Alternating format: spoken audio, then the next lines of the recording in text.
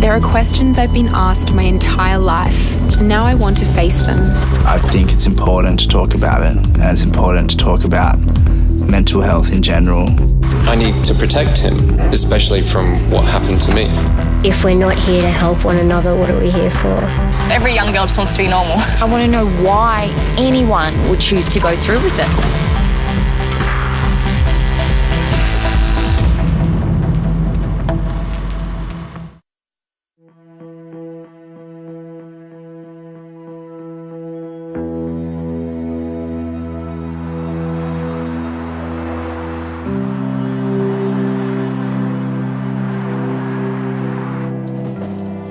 When people, say, what do you do? I always mention that I volunteer at Lifeline, and quite often that takes the conversation in a new direction. People really want to talk about that kind of thing, but they just don't know how otherwise.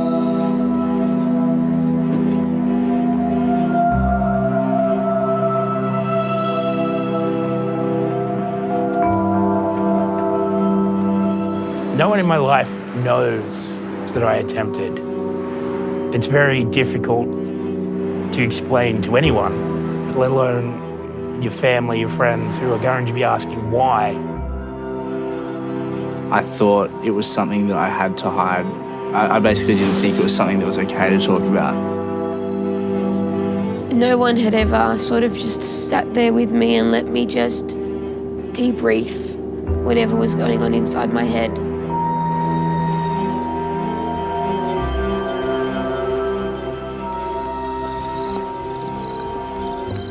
It's not the done thing in society to talk about suicide and being touched by people who have killed themselves or being touched by mental illness or going through struggles. It's not what you talk about. You want to talk about the happy, shiny world that you present on like Facebook or something, but that's not real for most people. It's just sort of a facade.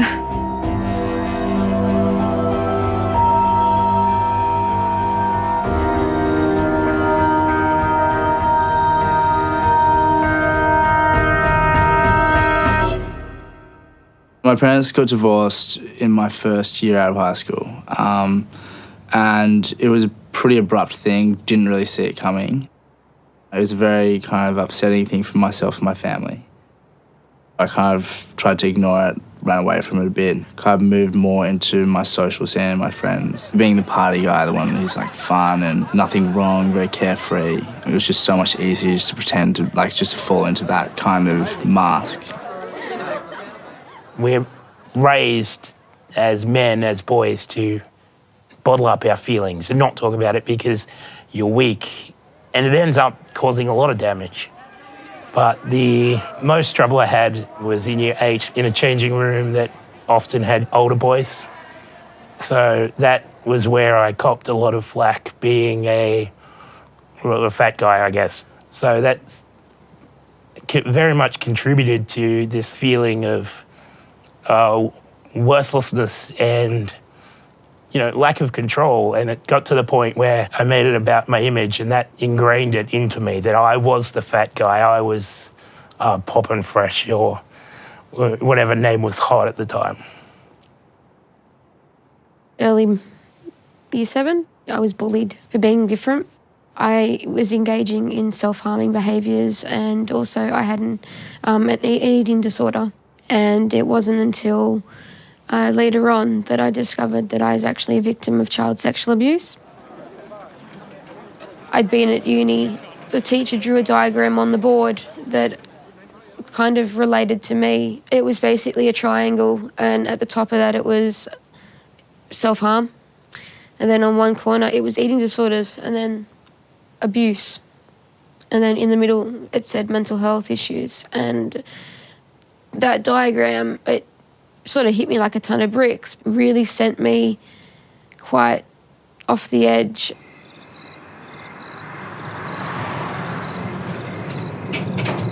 I've never worked nights before, so for me it's just so interesting to see how many people are awake and that the world still operates in the middle of the night when most people are fast asleep. We start at midnight. So most of us are there by 1:45, 10:02, and it goes till 6 a.m. It's pretty full on the whole night.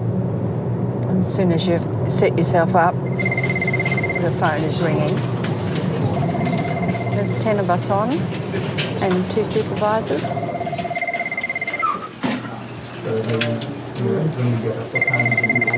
Hello, this is Lifeline. May we help you?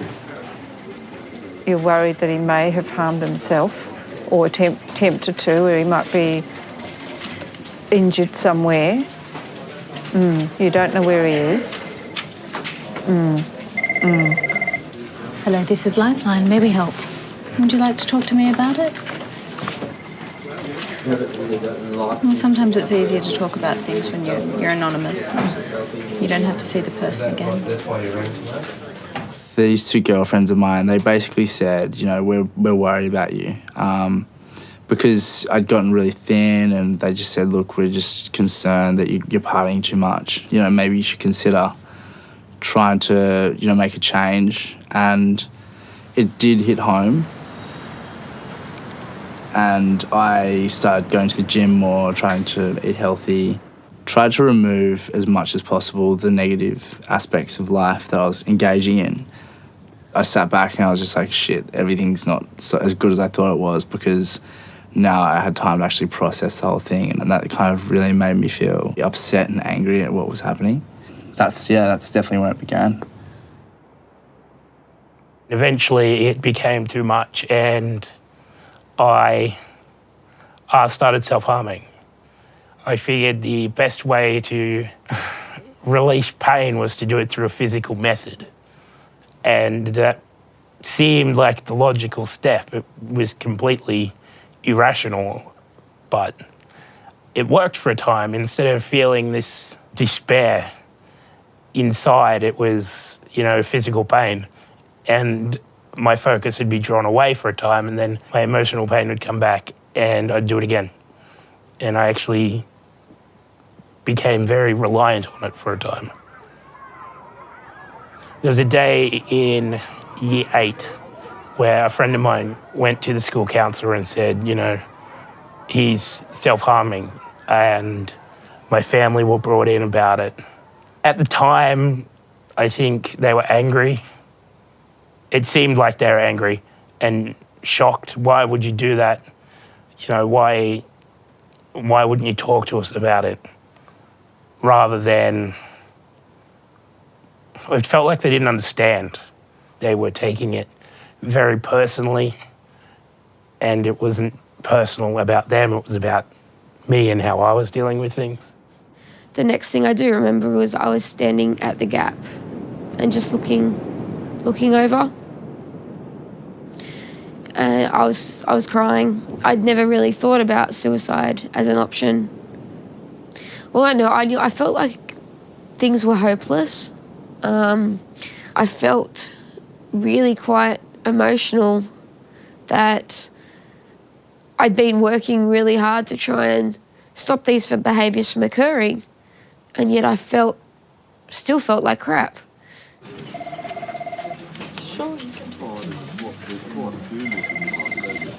Hello, this is Lifeline. May we help? Hi there. What's happening for you tonight? Yeah. And have you hurt yourself tonight? It's hard in the middle of the night, isn't it? Okay. You are worried. So you don't self-harm often, but you've needed microsurgery for it in the past, which tells me that it was pretty bad. Yeah, you do. You sound afraid. Yeah. Well, perhaps then we can think of what else you could do to keep yourself safe, just to get through until morning at least.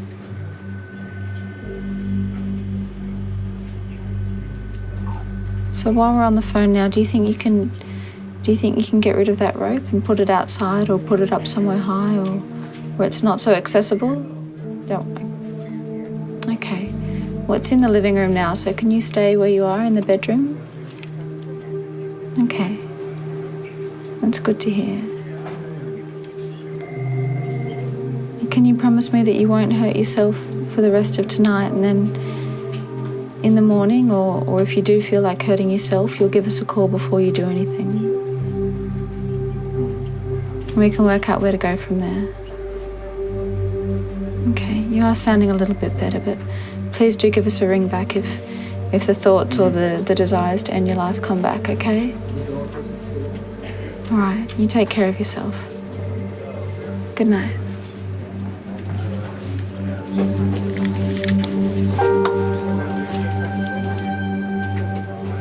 It is hard not knowing what happened, but at least you know you've done the best you can, and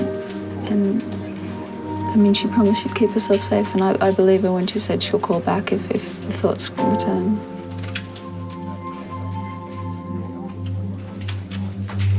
Having just turned 18, I started self-medicating with alcohol, and that threw me down a path of further depression. And there was just one day where it was the worst day, and I thought, I may have heard it, I don't know.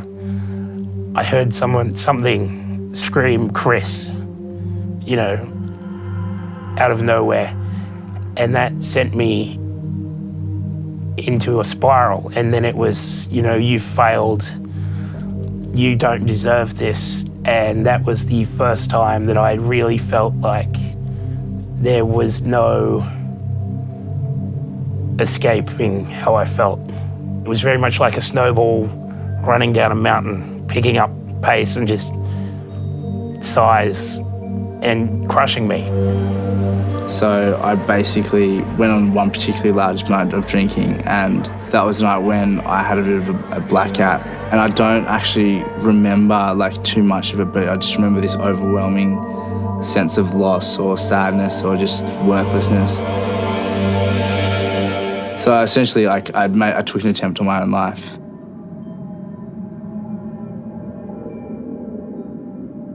I was resigned to this was it, this was the end. This was the most serious of those times because I did not only establish a plan, but I actively tried. I finished drinking.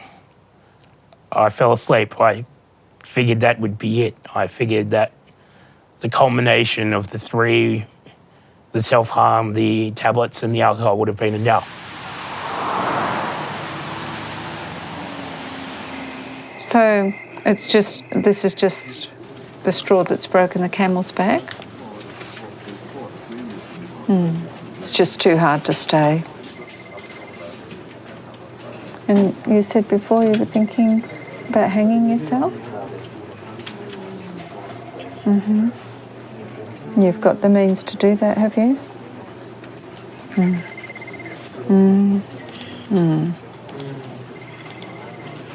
I'm wondering, how would you feel if we were to help you out by calling the emergency services for you? Yeah? Yeah. Are you on your own right now? You got your family at home? They're all sleeping.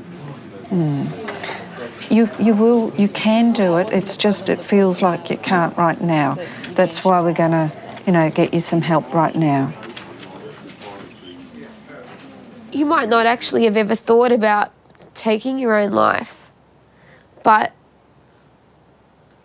the emotion that you feel is just that bad that feels like there's no way out of it. I was standing with my arms just on the fence, just looking over sort of thing. And next thing I knew, I heard, "Are you okay?" The voice startled me at first because I thought I was alone. I wanted to be alone. And then I turned around and then I saw him, and then he had noticed I was crying, and he just sort of said to me, "I'm Don."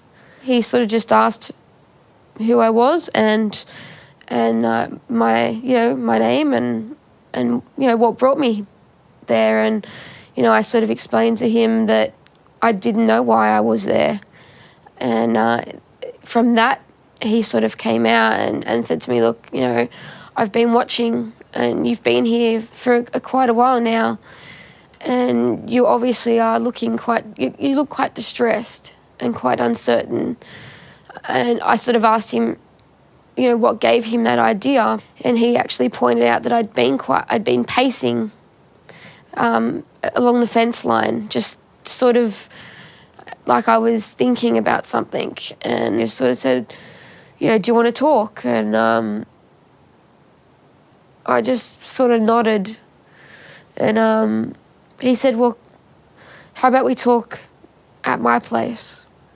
We'll sit outside so you can still see the views, but we'll just sit.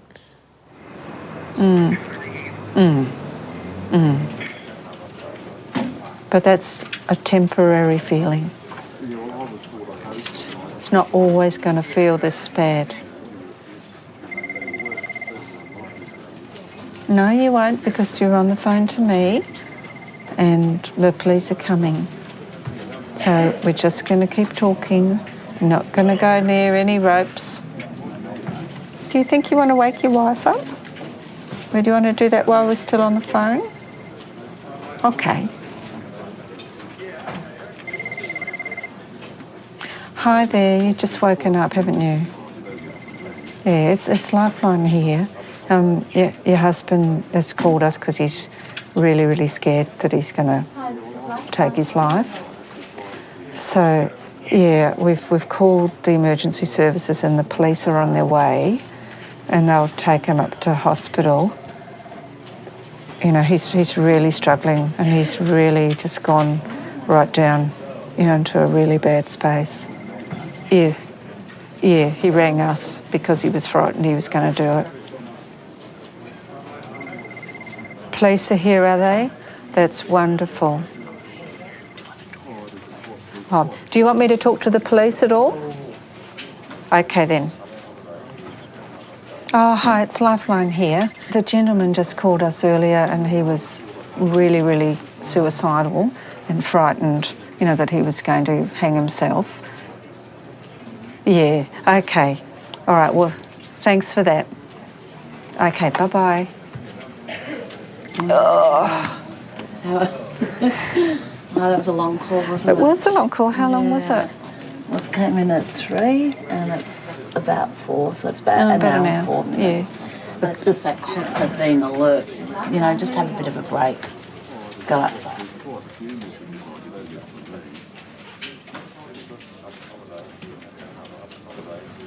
When I woke up in hospital, I didn't actually know what had happened. I obviously knew something really bad had happened from what I could see.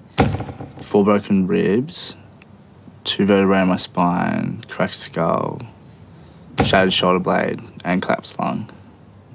And I just remember my cousin had drawn up a keyboard for me, and because I could only move my, I think it was my left arm. I asked what happened, typed that onto the keyboard, and then he answered and said, you know, you've been in an accident. And everyone was just around crying. I was like, can I walk? And they said yes. But about an hour and a half later, I woke up and threw up everywhere. And that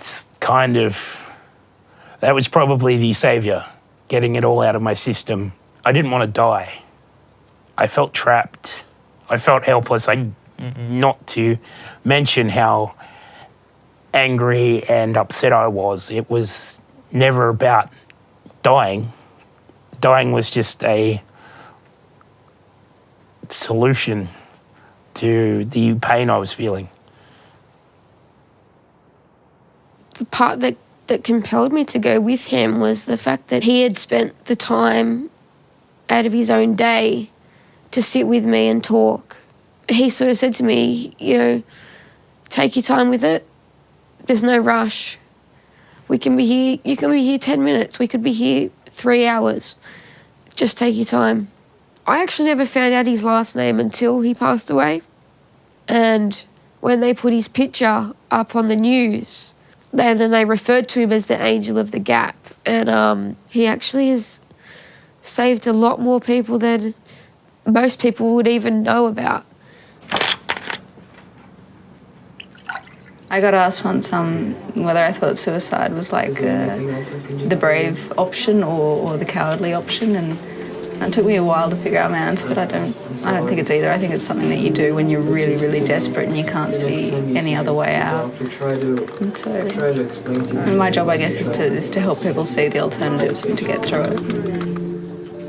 I mean, when I was younger, I had a friend who tried several times to take his own life, and I just hated the thought that that you could feel so alone, I guess. I didn't want people to feel that way. I mean, I've lost other friends to suicide, but that was sort of the first, I think, my best friend. And I was the only one he'd talk to, so it was hard. Because I felt all responsible, and I'm like, oh, I don't actually know what I'm doing.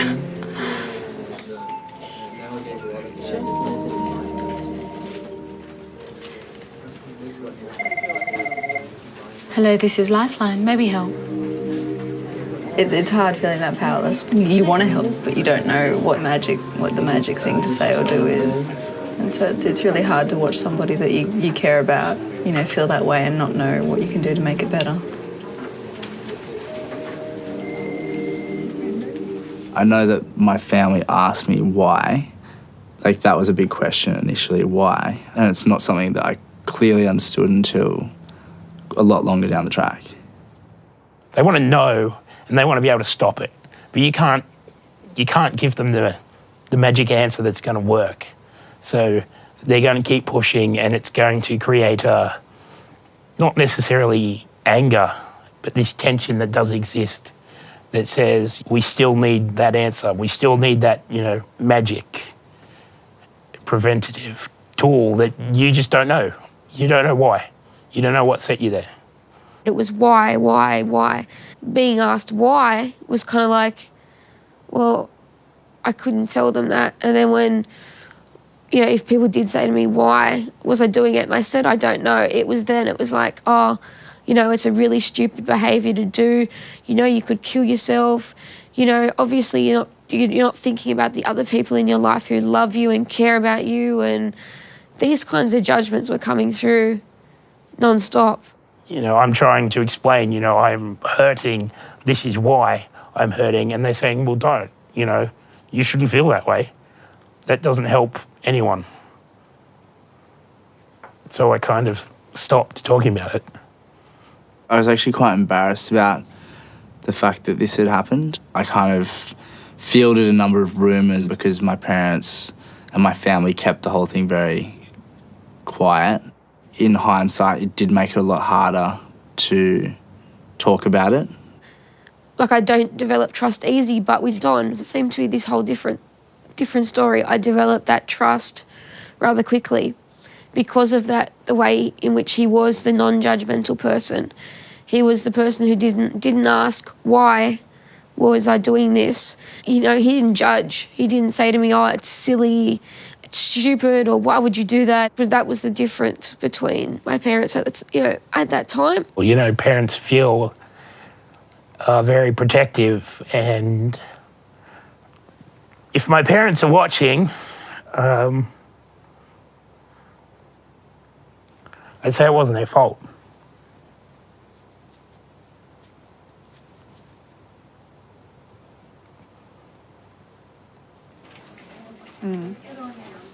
Just letting them talk about their reasons why they want to die.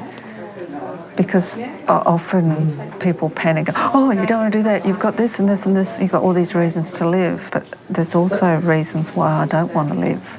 And sometimes just talking that through, in their mind then things come up. Oh, yes, well, my kids would be upset, or mum and dad would never get over it. Or, so they come up with those reasons for living themselves. If I was talking to the young version of myself, say, don't party as much, try and deal with the problems that you have. Talk to your friends, talk to your network. If your friends can't help you, find someone who can, maybe an older figure in your life who may have a bit more maturity. I think that's something I would have done differently, and I could have done differently. I do know I want to change the way that it's viewed now, which is that I think it's important to talk about it, and it's important to talk about mental health in general. And if that kind of conversation can help anyone, then I think that's a conversation that has to be had.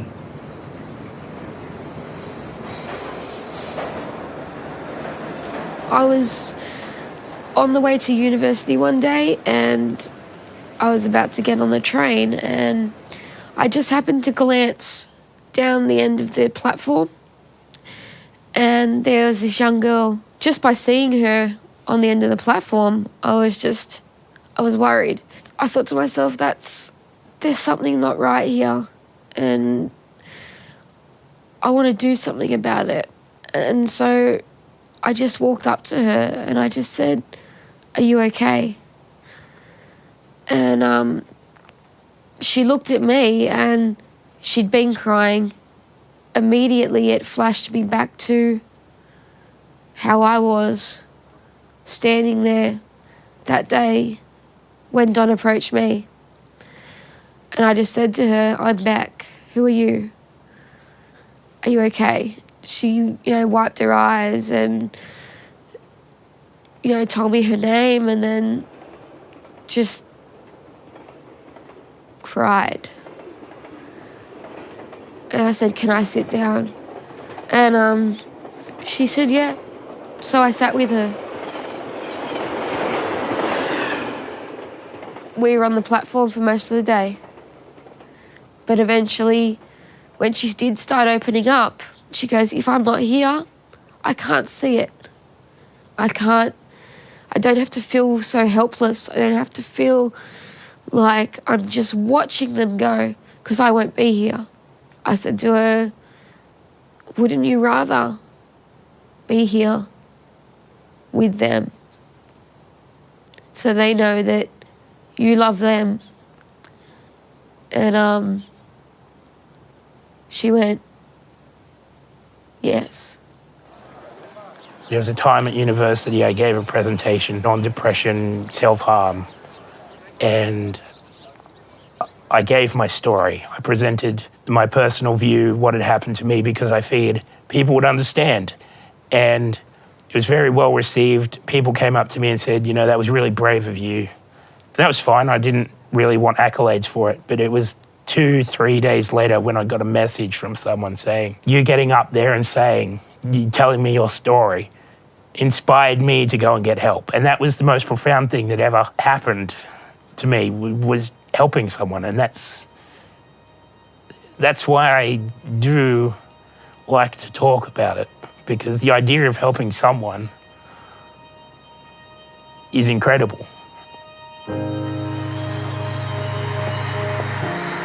At the end of the shift, I like to have a little buffer zone before I go off and do anything else. So I'll go for a little walk and listen to music, or I'll have a little nap, or I like to have a bit of space between Lifeline and going to work, or Lifeline and seeing friends. The suicide stats in Australia, in every country, are just horrific. And I don't know anybody that hasn't been touched by suicide, that either hasn't felt that way themselves, or hasn't had a family member pass away, or hasn't had a friend or known somebody at school. I think our job is to keep you safe tonight and to remind people that we care. You might only be in somebody's life for a really short period of time, but whatever you can do for them during that time, like sitting down and listening to them without judgment, could be the thing that saves their life.